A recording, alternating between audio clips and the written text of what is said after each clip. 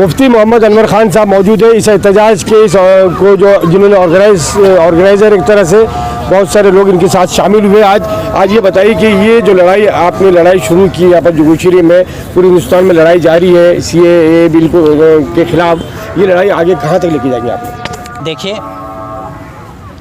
इस लड़ाई का आगाज़ हिंदुस्तान के ज़मीर की आवाज़ है जी। अब तक ये कई कानून लाते गए हैं, कई लॉज, कई बिल्स इन्होंने इम्पोज़ किए हैं। आवाम में नाराज़गी थी जी। नाराज़गी के बावजूद उन्होंने ऐसा समझा कि हमारा पर्सनल नुकसान हो रहा है, तो सब्र के घूंट पीकर आवाम रह गए। वो मुसलमान हो, हिंदू हो, वो कोई भी हो। लेकिन आज जो एक साथ पूरे कश्मीर से लेकर कन्याकुमारी तक ये जो इस्तिराब है, ये जो बेचैनी है, इस बेचैनी का सबब ये है कि इस मर्तबा मनुवादी जो सोच है और मनुवादी जो पावर्स हैं, जो पावर में है, बरसर इक़्तिदार हैं, जो सरकार में है, इस मर्तबा इन लोगों ने भारत की रूह पर हमला किया है। भारत की रूह पर हमला करने की वजह से आज हिंदू, मुसलमान, सिख, ईसाई, OBC सब के सब सड़कों पर आने के लिए उतावले हो रहे हैं, अपनी आवाज़ को बुलंद कर रहे हैं और आ रहे हैं। गैर मुस्लिम आज हिंदुस्तान में मुसलमानों के साथ में इस बिल के खिलाफ उतर रहे हैं साथ में। तो इन मनुवादी ताकतों को, जो कि चंद % है, एक छोटी सी लोग कम लोग हैं, इनको ये ताकत जो है का कितना नुकसान उठाना पड़ेगा अगर मुल्क में अगर सारे लोग निकल गए बाहर? तो देखिए, अब तक तो ऐसा है कि जो ब्यूरोक्रेट्स हैं उन लोगों के अंदर इन्होंने अपने लॉबीज़ बना रखी हैं। उसकी वजह से अपने तरह तरह की मर्जियां भी ये लोग शामिल करते रहते हैं। मुट्ठी भर लोग हैं ये लोग। लेकिन उसके बावजूद जब एक इंसान आम तौर पर जब जाग जाता है ना जुल्म के ख़िलाफ़, तो उस वक्त ये सारी की सारी चीज़ें और ये सारी मक्कारियाँ धरी के धरी रह जाती हैं और मकड़ी के जाले की तरह एकदम बारीक साबित हो जाती है। एक आम इंसान भी उसको खदेड़ कर फेंक सकता है। जामे मिलने में जिस तरह से घुसकर दिल्ली पुलिस ने जो वहाँ जुल्म व सितम किया, हमारे तुलबा अजीज़ पर, तालिबाओं पर, ना औरतें देखी, ना लड़कियाँ देखी, ना नौजवान देखे, और जिस तरह जुल्म किया, बम्बई की तरफ से आपका क्या पैगाम होगा?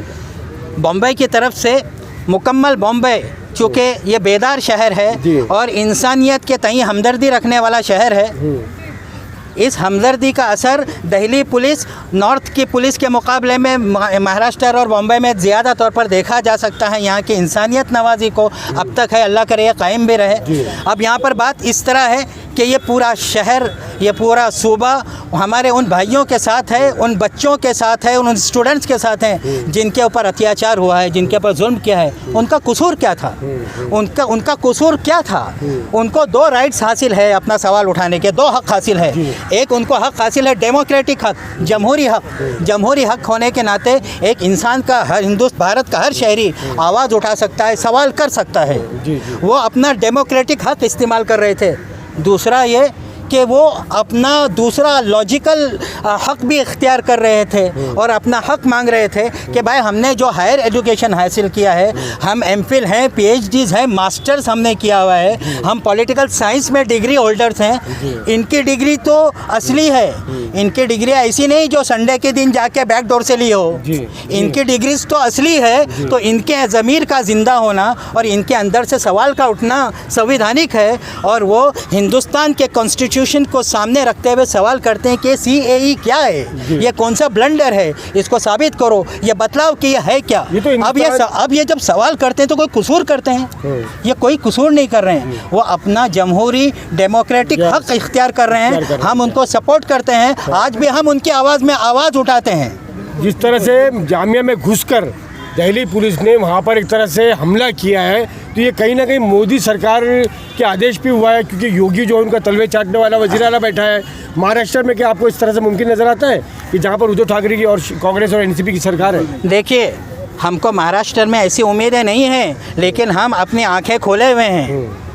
अगर हमको महसूस होता है, आज हम इनकी मदह कर रहे हैं, हम इनकी तारीफ़ कर रहे हैं, हम इनका शुक्रिया अदा कर रहे हैं कि आज ये हमको अपना डेमोक्रेटिक हक़ और हमारी जमहूरी आवाज़ उठाने की इजाज़त दे रहे हैं। महाराष्ट्र वो अल्लाह, वज़ीर आज़म भी जो है- लेकिन अगर यहाँ पर भी हमारे लिए अगर रास्ते तंग किए गए तो आज हमारा अप्रोच जो है वैसा नहीं रहेगा। हम भी उसी तरीके से हम एहतिजाज करेंगे जिस तरह से दिल्ली और नॉर्थ में हो रहा है, जो हमारा हक है। जो हमारा बहुत हक है। शुक्रिया आमना सामने से मुफ्ती साहब बात करने के लिए। Thank you. महमूद खान साहब, इस बिल को लेकर आपका क्या कहना है? ये जो सरकार, ये संघीय सरकार जो है मुसलमानों को गुलाम बनाने की साजिश रच रही है, इस पर आप क्या कहना चाहेंगे? इस बिल के ताल्लुक से लोगों के दरमियान ये मैसेज जा रहा है कि आपस में लोगों के दरमियान नफरत फैलाई जा रही है, दस्तूर के खिलाफ बात की जा रही है। लोगों को जो है बजाय लोगों का बेरोज़गारी से और जो लोग परेशान हैं उससे ध्यान हटाने के लिए इस बिल को लाया गया है, ताकि लोग इस बिल में उलझे रहे और लोग जो है सरकार से ये ना पूछे कि हमें रोज़गार चाहिए, हम परेशान हैं, हमको जो है हम आपस के अंदर जो है वो आपस के इत्तेफाक रखना चाहते हैं। लोगों के अंदर ना इत्तेफाकी बढ़े, ये लोग ये हुकूमत की मंशा है। इसलिए इस बिल को लाकर हुकूमत ने बहुत बड़ा आपस में हिंदू मुसलमानों को आपस में बांटने का काम किया है। जी बहुत बहुत शुक्रिया। आप कुछ कहना चाहेंगे इस पे? हाँ। आपका नाम? मेरा नाम शहाबुद्दीन खान। शहाबुद्दीन खान साहब, हाँ। इस मैं बिल ये को बोल रहा लेकर हूँ जो कि आज सरकारी चार ही साजिश रच रही है, आप सरकार को क्या मैसेज देना मैं चाहिए? सरकार को ये मैसेज देना चाहता हूँ कि सरकार हर तरह से नाकाम हो चुकी है। नोटबंदी में नाकाम हो गई, उसके बाद जीएसटी में नाकाम हो गई। उसके नाकामी को छुपाने के लिए ये इसने जो है एनआरसी लाया, सीएबी लाया, ये सब नाकामी को छुपाने के लिए। बाकी हज़ारों बरस से हर धर्म के लोग रहते हैं, हर धर्म का मान सम्मान किया जाता है, हर धर्म को हक दिया गया है। किसी के साथ जो जुल्म से सरकार नहीं चलता है, जुल्म से सरकार नहीं चलता है, इंसाफ से चलता है सरकार। और हर इंसान को इंसाफ चाहिए। और ये जुल्म कर रहे हैं, ये जुल्म जो है अब ज़्यादा दिन नहीं चलेगा, ये सरकार का खात्मा होगा और होकर ही रहेगा इंशाअल्लाह। आइए आपको ले चलते हैं। आप यहाँ हमारे बहुत सारे भाई जो है यहाँ पर लेके खड़े हैं, अपना स्लोगन और प्ले कार्ड भी इनके हाथ में है। हम यहाँ आपको बता रहे हैं अजीत गिलास जोगीश्वरी से, आमना सामने मीडिया अजीत गिलास जोगीश्वरी में है। यहाँ सब जो है इस प्रोटेस्ट के लिए आए हैं। आइए हम आपसे बात कराते हैं हजरात की। आप इस आज के एहतजाज को लेकर, ये एहतजाज क्यों किया गया और आप सरकार को क्या पैगाम देना चाहते हैं? मैं सरकार को ये पैगाम देना चाहता हूँ, मोदी और अमित शाह जी को, कि आपने जो ये एनआरसी और कैब को जो ज्वाइंट करके जो आप लागू करना चाहते हैं हिंदुस्तान में, ये हिंदुस्तान के मुसलमानों ही नहीं बल्कि हिंदुस्तान के सारे अवाम के लिए घातक है। क्योंकि हिंदुस्तान का मुसलमान और हिंदुस्तान का हिंदू यहाँ का मुकम्मल शहरी है, तो यहाँ का आप किसी का सिटीजनशिप छीन नहीं सकते हो। और ये जो हमारे हिंदुस्तान में एक ही प्रदेश में आसाम के अंदर एनआरसी लागू किया गया, लगभग 19 लाख हमारे हिंदुस्तानी शहरी एनआरसी से महरूम हैं। तो आप पूरे हिंदुस्तान में लागू करोगे, उसके साथ साथ आप कैब को भी लागू करोगे, तो हमारे हिंदुस्तान के लगभग करोड़ों शहरी इस एनआरसी से महरूम रह जाएंगे। बहुत सारे हिंदू जो है आसाम में, वो एनआरसी में शामिल नहीं किया गया उनको, है ना, और वो लोग जो है शहरी से महरूम हो गए। असल में उनको बचाने के लिए कैब लाया गया। अब इसको पूरे मुल्क, पूरे हिंदुस्तान में लागू करने की कोशिश की जा रही है और ये कहा गया है कि इसमें से जो है गैर मुस्लिम जो है उनको अलग रखा जाएगा और मुसलमानों को इसमें शामिल किया जाएगा। मैं आप हजरात से पूछना चाहता हूँ। देखिए, असल में सीएबी का मतलब ये है, इसलिए लाया गया है एनआरसी के एवज में।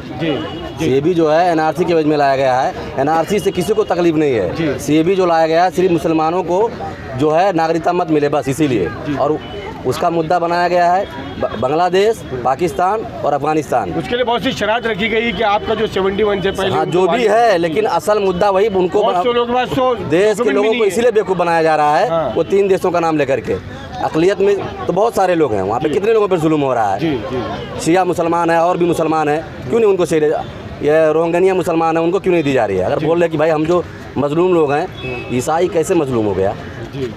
दुनिया का सबसे पावरफुल मुल्क जो है, दुनिया का सबसे पावर मुल्क जो है अमेरिका है, तो ईसाई को क्यों नागरिकता दें? तो अमेरिका जाना चाहिए ना, जिन लोगों को चाहिए। सिर्फ मुसलमानों को सताने के लिए ये बिलाया गया बस। बात है मुसलमानों को पहले निशाना बने। आप में से कोई कुछ कहना चाहेगा?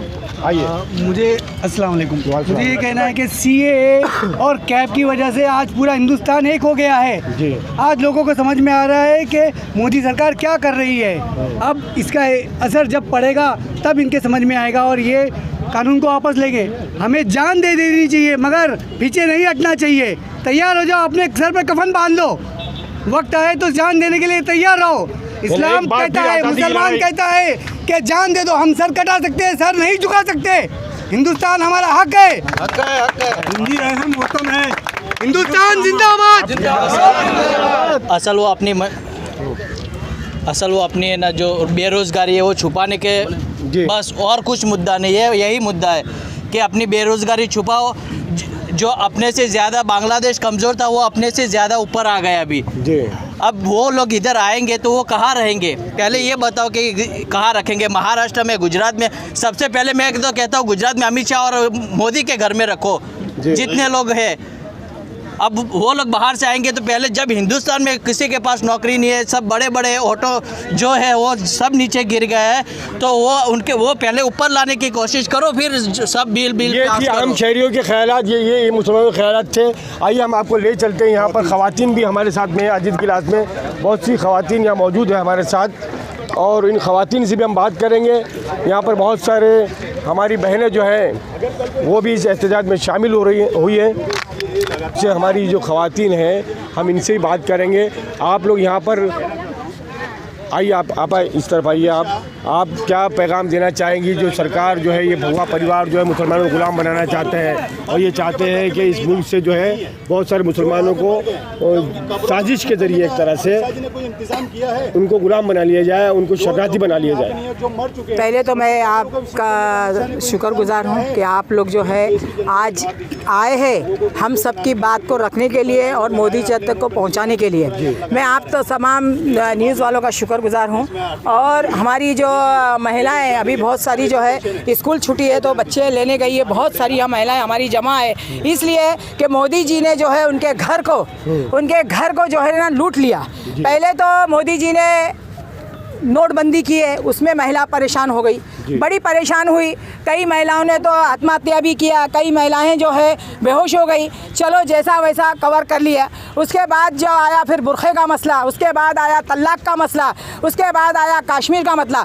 मतलब एक एक चीज़ दे के इंसान को आस्ते आस्ते मारना है। एक दीमक के जैसा, दीमक जब दीवार को पकड़ती है तो आस्ते आस्ते दीवार को चाप जाती है। तो इसी तरह वो सोचता है कि मैं जनता को एक साथ तो अच्छे दिन नहीं दे सकता हूँ, लेकिन एक साथ अच्छी मौत दे सकता हूँ। जी। ये मोदी जी का ख्याल है। तो हम तो मौत से डरते नहीं, मुसलमान तो मौत से डरते नहीं। अरे मुसलमान तो सर पे कफन बांधे हैं करके तो आज ये मैदान भरा हुआ है। अब्दुल कलाम आज़ाद मैदान ऐसी नहीं भरा हुआ है। यहाँ सबने अपने सर पे कफन बांध के आया, क्योंकि मुसलमान मुजाहिद है। मुजाहिद है, वो पैदा होता ही मरने के लिए है। उसको जीना किसके लिए? क्योंकि हमारे लिए तो जन्नत है। इस देश को आज़ाद कराया हमने, आज हमसे ये हमारे पुरखों ने इस सरजमी को खून दिया है। हम इस सरजमी को छोड़ के किस तरह से जाएंगे? हम एनआरसी को लागू नहीं करेंगे, यही लड़ेंगे, यही मरेंगे। ये हमारा अटल विश्वास है कि हम ये एनआरसी इसको रिटर्न लेना पड़ेगा। अगर वो रिटर्न नहीं लेगा तो सारे हिंदुस्तान की जनता, चाहे वो हिंदू हो मुसलमान हो, वो हमारा साथ दे रहे हैं। हम उनको सलूट करते हैं। ये हिंदुस्तान महान है और महान रहेगा। बहुत बहुत शुक्रिया आमना सामना मीडिया से बात करने के लिए। ये थे यहाँ पर गुजशरी के लोग, आमना सामना media, video journalist Shaheen Patel के साथ।